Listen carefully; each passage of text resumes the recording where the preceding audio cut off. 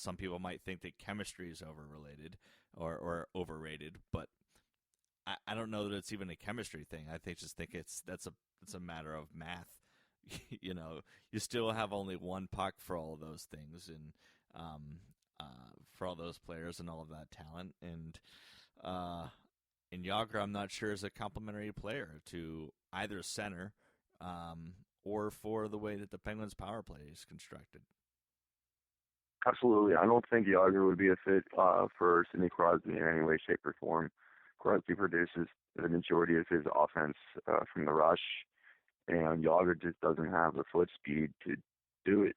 I mean, we've seen how, if you look historically at his line mates, Kunitz, Dupuis, now Perron, Hornquist, all of them, they might not all be burners, but all of them have really good straight line speed. They can produce off the rush.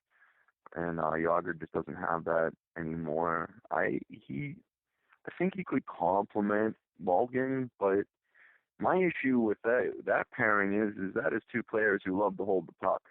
So, who like both of them like to carry the puck just constantly, and I just don't see. It could be contentious at points. Now that we've poo-pooed it, let's try to sell people on the fact that they're excited about this and they want to hear good things. Some positives about Jaromir Jagr being a Pittsburgh Penguin. There's a lot of pressure on Crosby and a lot of pressure on Malkin. All of a sudden, Jaromir Jagr shows up, and everyone in the city is excited about 68. They're buying jerseys, and that's all the talk around Pittsburgh. All the media is all over this guy, and all of a sudden the attention shifts away from the stalls of 87 and 71, and now on 68. Is that a good thing for the Penguins? Absolutely. I mean, anytime. I think we've established over the last couple years that Malkin and Crosby they're gamers and stuff, but they can also be their own worst enemies. I think with Sidney more so than with Gino. I think he can sometimes get in his own head. That's the way it's looked over the past couple of years, and just by having that presence in the locker room and the deflection to the media, I think it would it allows the other players to focus a little bit more. And Yager loves the attention, so he doesn't mind.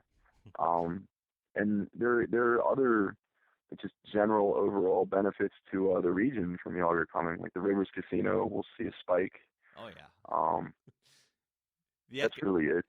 The economic impact for the greater Pittsburgh area would be phenomenal. So lots of jerseys. It's a similar effect and impact that we hoped would happen whenever the Penguins acquired Jarome Iginla. But let's see, 2 weeks after Iginla was acquired, he was buried in the roster. He was playing third line minutes. He was being used in all the wrong ways.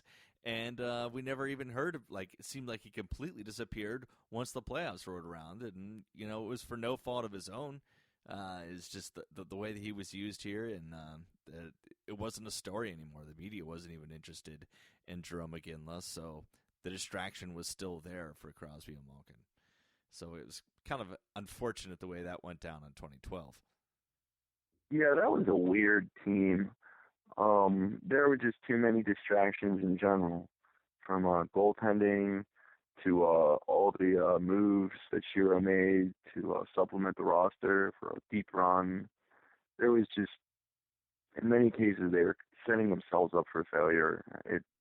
There's just so much pressure from management on down whenever you do that.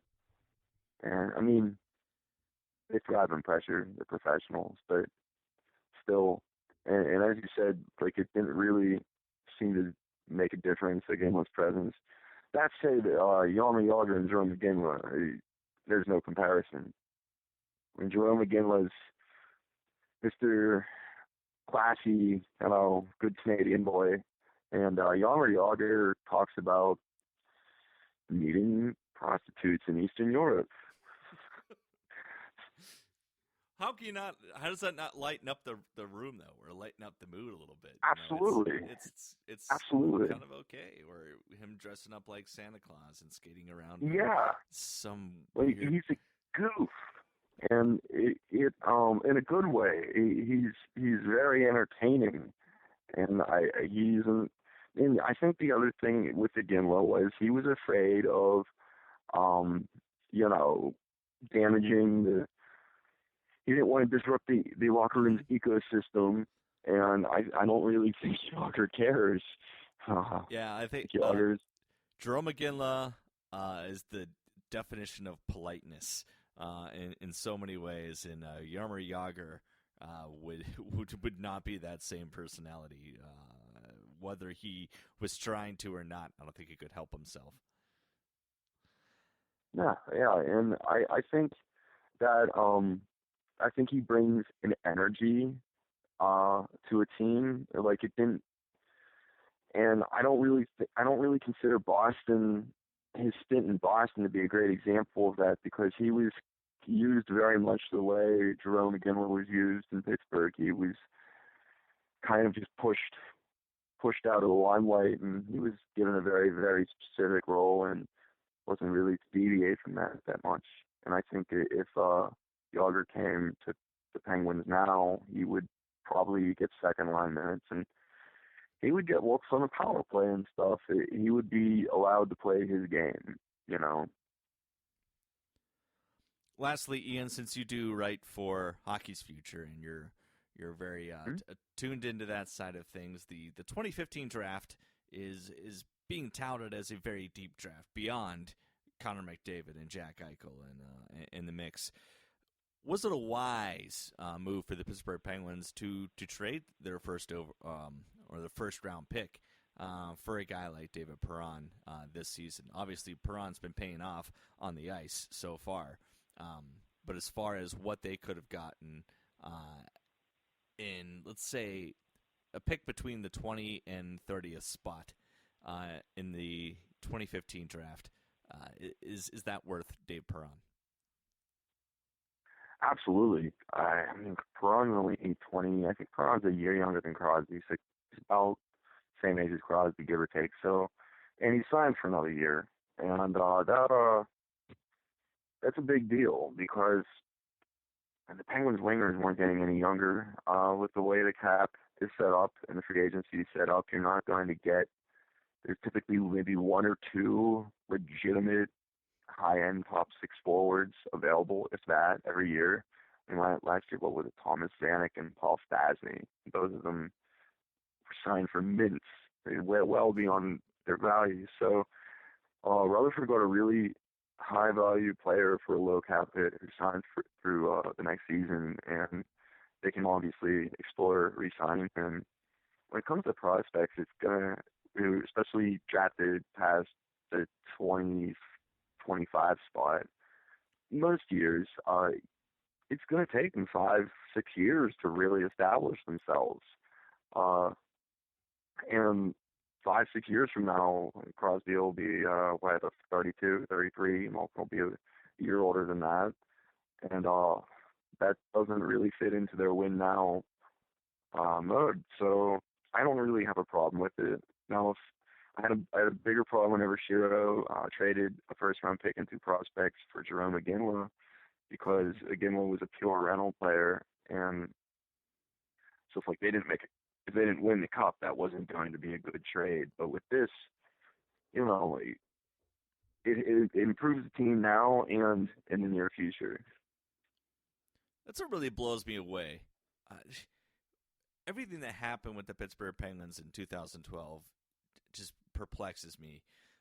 The fact that Dan Bausmo still had a job after that season is strange. The Flyers series. Yeah, because if you're Ray Shiro and you're looking at that, you know that, damn, that might go down as one of the worst deals that has been made in Pittsburgh or by any NHL team in quite a long time for Jerome Iginla, because of the way that he was used by the coaching staff through all that time. So how could he not be pissed at Dan Bausma after that playoff series? and continue to go and stick by him and even renew him for an extension. I mean, just so many things where hindsight's 20/20, but you look back on it and start to connect the dots where Ray Shearer really lost his way as a general manager in this town. Absolutely. I think Bilesma should have left after that loss to the Flyers in 2012. There's no excuse for your team to melt down like that ever under any circumstance. It's not like the Flyers. Not like the Flyers were a good team either. They were playing shitty hockey in that series too, but both teams are really, really poor. And the Penguins, they were. I think that was one of their best shots to make a run that year because they still had Stahl and they had Sullivan, and it was a good team from top to bottom, and they just it was a nightmare, and it's just been a steady decline since then, and I think Jim Rutherford and Mike Johnston definitely turned the ship around in short order. I really like what Rutherford did in the off season, but you look back and it's like, man. One of the best things I like about what Rutherford did is the term on all these deals, because we're talking about David Perron, the fact that he will be here in Pittsburgh next year because he's signed for another year, which makes it. Let's see, Perron, Sidney Crosby, Evgeny Malkin, Chris Letang, Marc-Andre Fleury, and that's about it. It's like, really, there's so many one-year deals that were signed on this team. It's going to be a busy off season, but the Penguins haven't put themselves in a position where they're going to get screwed by any dip or drop in the cap in the relative near future. And they've also given themselves some flexibility heading into the offseason as well if certain people don't work out. Like, say, Christian Ehrhoff. That they're going to have a decision to make there, whether they think that he fits into the long-term plans on the Penguins' blue line or if it's time to look somewhere else other than Ehrhoff. Paul Martin will also be up for a deal. They basically have the top. They have the top 6 signed up with Hornquist, and then there's Spalling and Sutter, and I think that's it. So they could.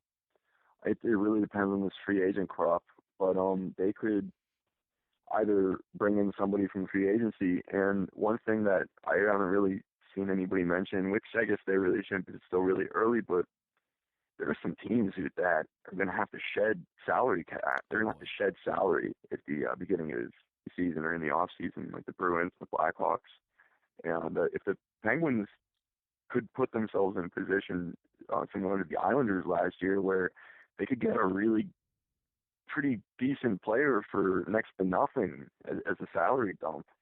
So, there's that option that Rutherford has as well. Like, even if he decides to, like in this past year, it was more of a wait and see. We're going to grab a couple guys and just kind of wait and see on the top 6 because there wasn't anybody around that he liked in free agency, and they could do something like that again.